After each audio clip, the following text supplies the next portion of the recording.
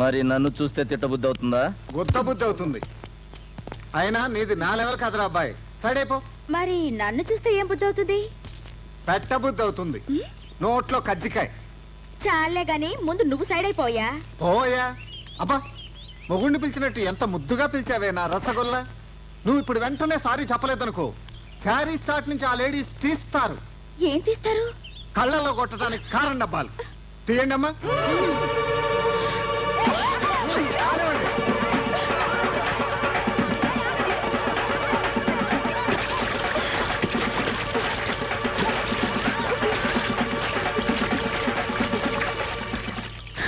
నువ్వు ఉప్పు అంటే జుట్టు మాత్రమే లేస్తుంది, నేను ఉప్పు అన్నానంటే నువ్వే లేచిపోతావు.